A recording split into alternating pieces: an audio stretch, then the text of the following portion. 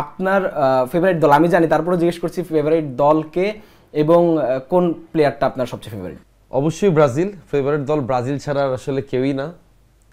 আর Neymar আমার সবসময় পছন্দের, আপনি দেখতেছেন আমার টেবিলের মধ্যে নেইমার। তো যেটা হচ্ছে যে এর বাইরে ধরেন CR7 ক্রিস্টিয়ানো রোনালদোকে আমার খুব পছন্দ। আর মেসি তো মেসি, তাকে নিয়ে আসলে আলোচনা করার কিছু নাই। সে আসলে সমস্ত আলোচনার ঊর্ধ্বে, সে তার জায়গাটা যেখানে নিয়ে গেছে। নেইমারের কাছ থেকে আপনি একটা উপহার পেয়েছেন, যদি বলেন যে আসলে সেটা কি? উপহারটা ছিল হচ্ছে যে এটা আমাদের বাংলাদেশের একজন ব্যক্তি আছেন, তার নাম হচ্ছে রবিন মিয়া, তাকে আপনারা সবাই চেনেন।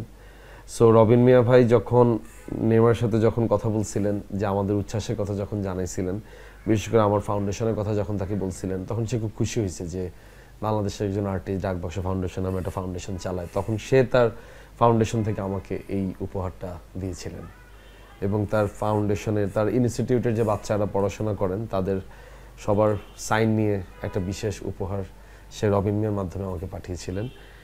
আর তখন সান্তোসের একটা সুভিনিয়র, সে অটোগ্রাফ সহ একটা সুভিনিয়র সে আমার জন্য